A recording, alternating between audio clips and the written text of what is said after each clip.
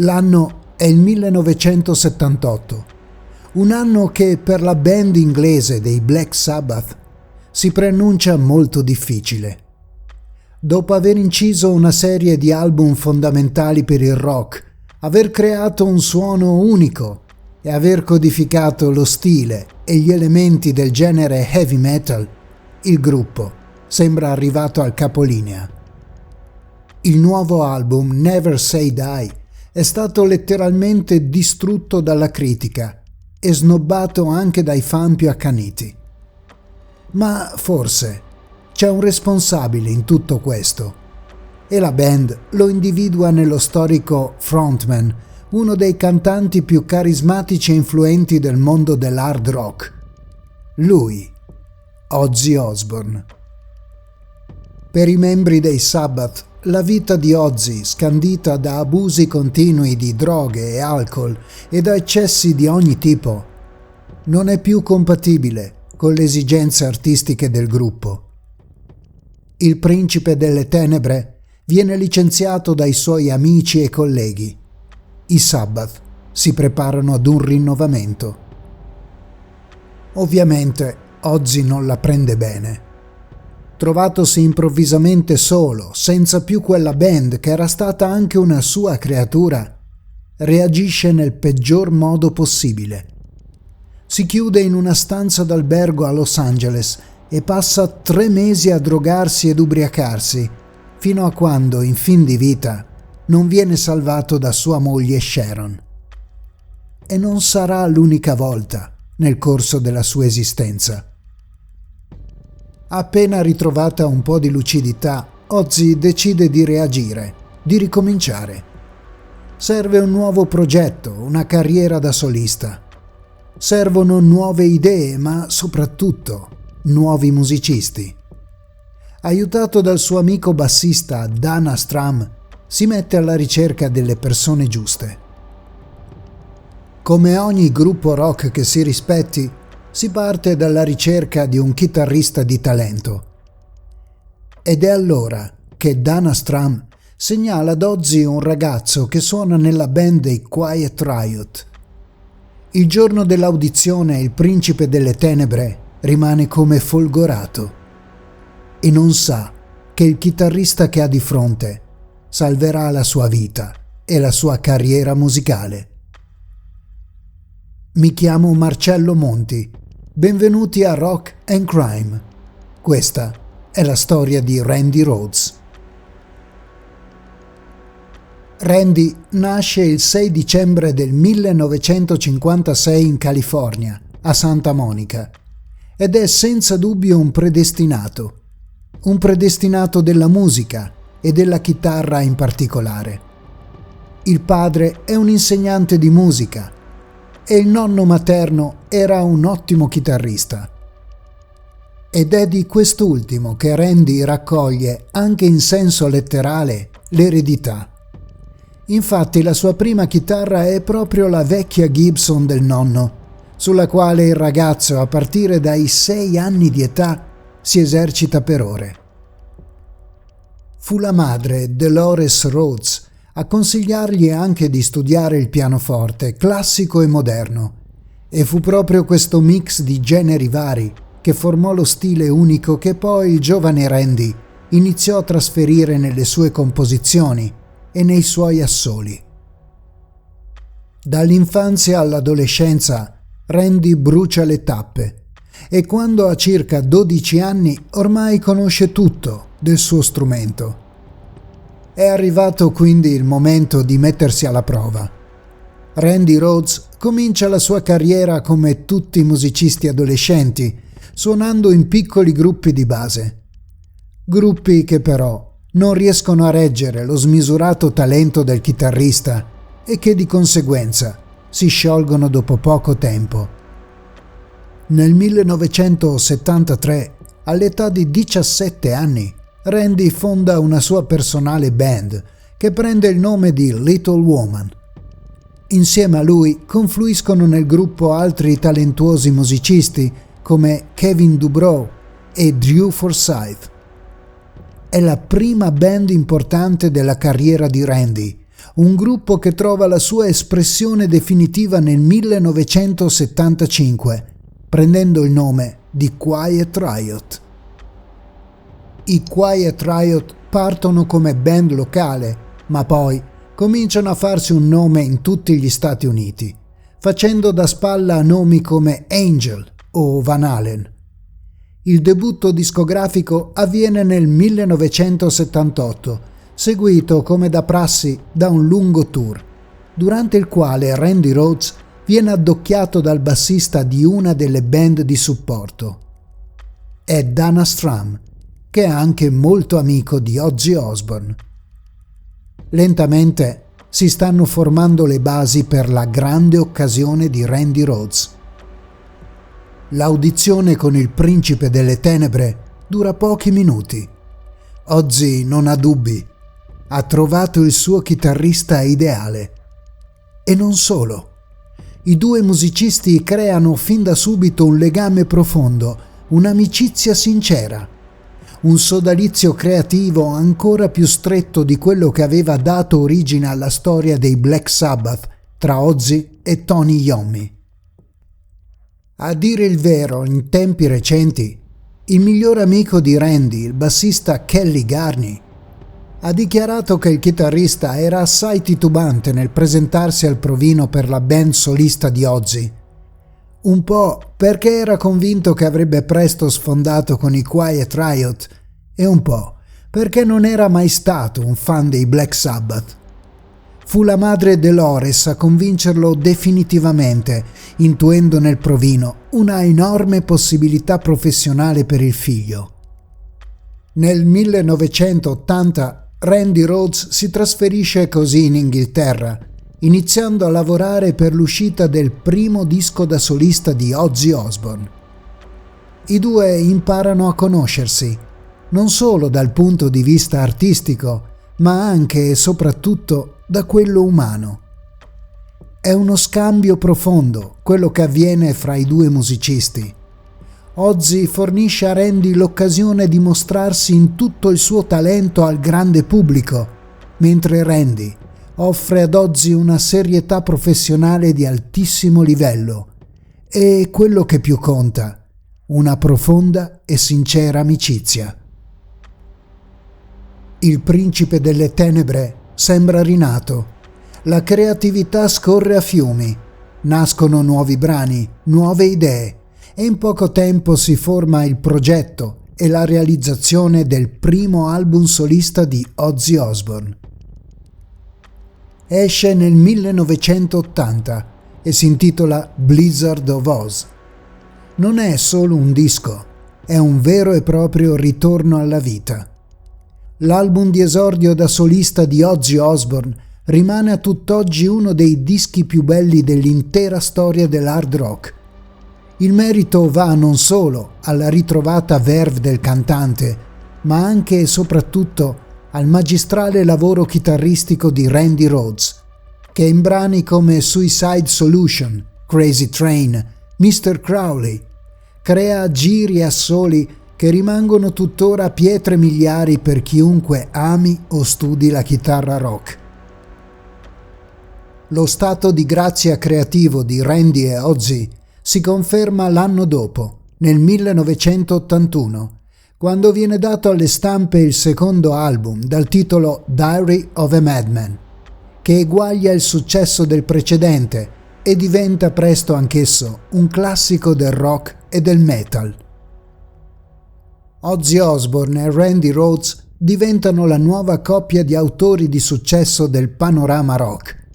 Due uomini che sembrano pensare all'unisono, pur restando caratterialmente quasi agli opposti. Esuberante, intento a coltivare la sua vita al limite fatta di vizi ed eccessi Ozzy, riservato, tranquillo, amante della casa e della quiete Randy. Il grande successo dei dischi da solista di Ozzy Osbourne porta all'organizzazione di tour capillari e seguitissimi. Nel 1982 la band è impegnata nella tournée promozionale di Diary of a Madman e tutto sembra andare per il meglio. Ma il destino è in agguato ed ha una data ben precisa, quella del 19 marzo del 1982. La band di Ozzy Osbourne è nel pieno del tour, come sempre capillare, in modo da toccare quanti più punti possibili degli Stati Uniti. Il 18 marzo del 1982 la band si esibisce a Knoxville, nel Tennessee, presso il Civic Coliseum. La serata è come sempre un successo e subito dopo la fine dello show il gruppo si appresta ad un nuovo viaggio verso una nuova destinazione. Come nella tradizione dei grandi tour rock statunitensi, gli spostamenti avvengono su attrezzatissimi tour bus ed anche Ozzy, con il suo gruppo ed il suo entourage, rispetta la tradizione. Così, appena finita la data a Knoxville, il gruppo sale sul bus e si prepara ad un lungo spostamento, fino in Florida, ad Orlando. È una data importante, quella di Orlando, una sorta di festival a cui partecipano molti big del rock, come Foreigner, UFO, Bryan Adams. Lungo il tragitto, l'autista del bus, Andrew Aycock, propone al gruppo una sosta a casa sua che si trova lungo il tragitto, giusto per spezzare un po' il viaggio. Il bus si ferma quindi a Leesburg, in uno strano posto, chiamato Flying Baron Estates. È un luogo che ha qualche velleità di essere considerato un piccolo aeroporto. Infatti la struttura ha un hangar e una pista d'atterraggio. Il tutto gestito da un uomo di nome Jerry Kellon, che si dice sia un musicista country.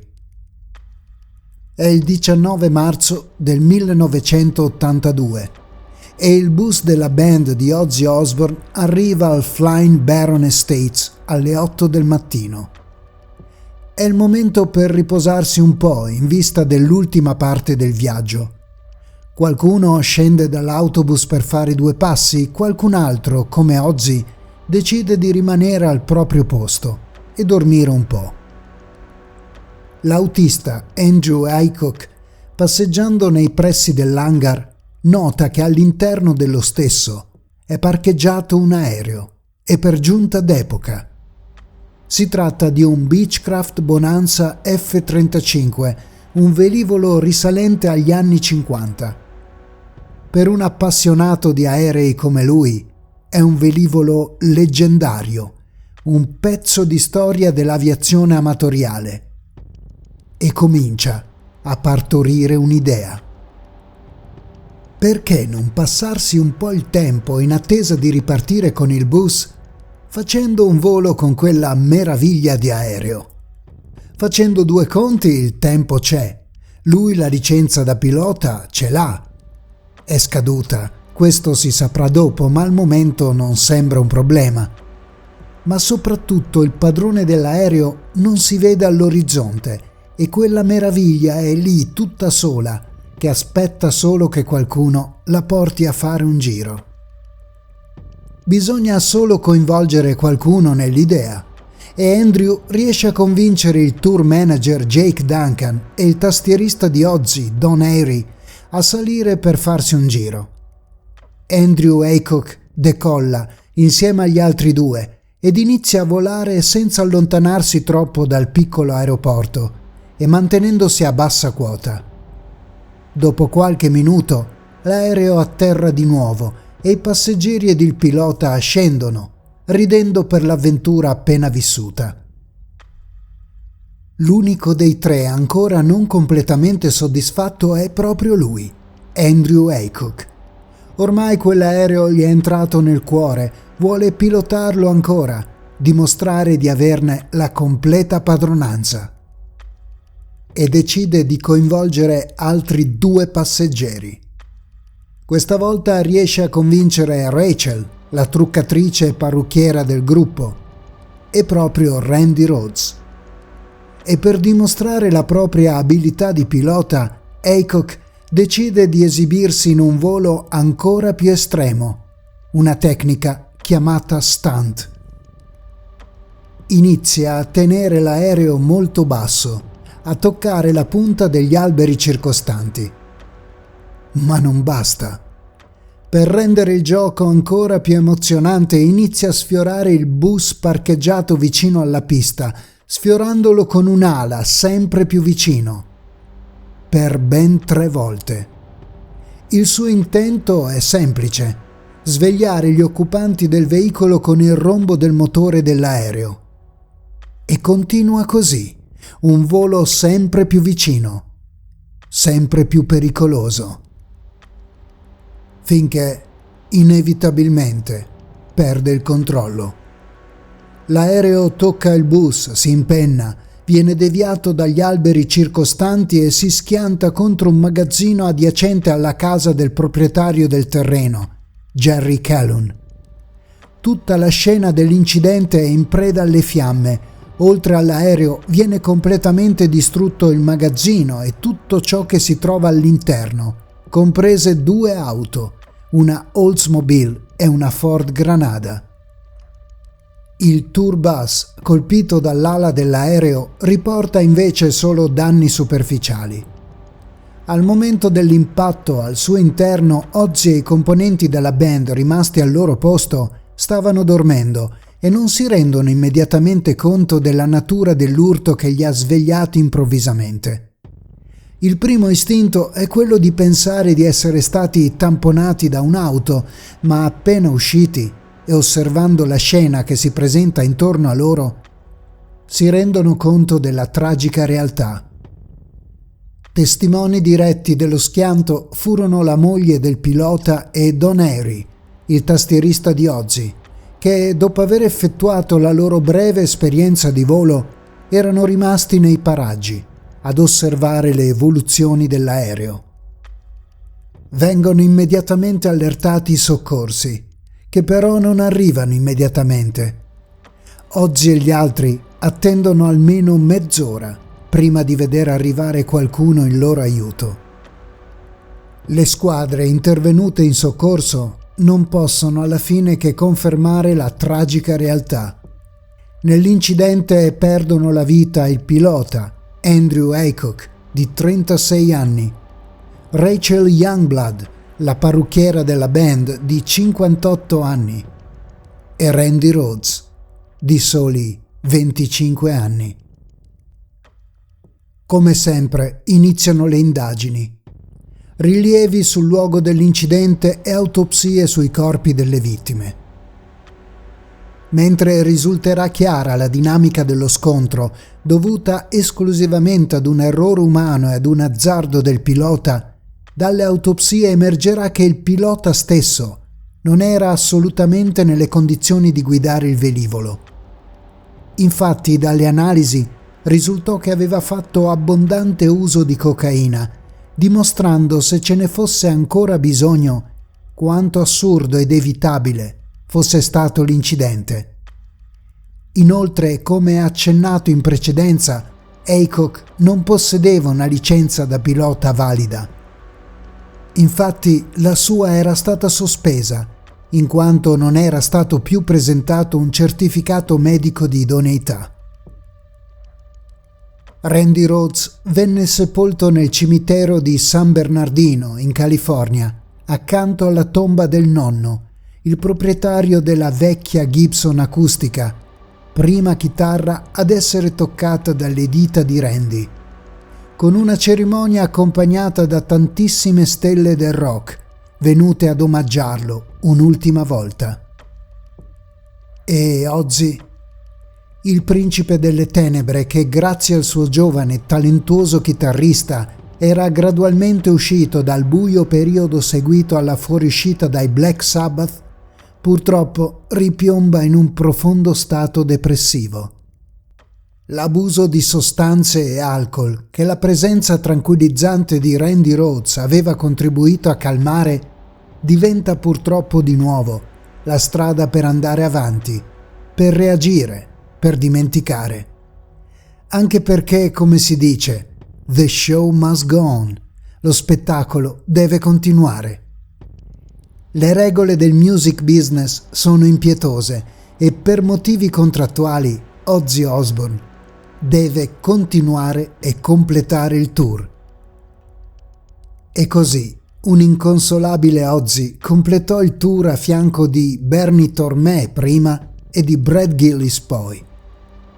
Fu quest'ultimo a completare le tracce che confluirono poi nel disco live Speak of the Devil. Ozzy Osbourne voleva però una celebrazione musicale di Randy Rhoads, così raccolse tutte le tracce registrate dal chitarrista prima del tragico incidente e fece pubblicare nel 1987 un altro live intitolato Tribute, la cui copertina era una fotografia diventata poi iconica, quella di Ozzy che solleva tra le sue braccia Randy. Anche i Quiet Riot, il primo importante gruppo di Randy Rhoads, decisero di omaggiare il chitarrista nel loro album più famoso e venduto, Metal Health, del 1983, in un brano intitolato Thunderbird. La fama e l'influenza sulla musica rock di Randy Rhoads continuarono nel tempo, tanto che nel 2004 venne inserito nella Guitar Center Rock Walk a Hollywood, una sala dedicata ai più grandi chitarristi nella storia dell'heavy metal. Un giorno Ozzy Osbourne disse: «Non ho rimpianti nella vita, tranne quello di non essere stato lì a impedire a Randy di salire su quell'aereo. Mi piace pensare che il suo spirito quel giorno abbia proseguito il volo per ritrovarsi a suonare da qualche parte nel cielo». E anche noi, che amiamo la musica, nel risentire per l'ennesima volta le sue incredibili scale e i suoi immortali assoli, pensiamo davvero la stessa cosa. Marcello Monti vi saluta e vi dà appuntamento ad una nuova storia di Rock and Crime.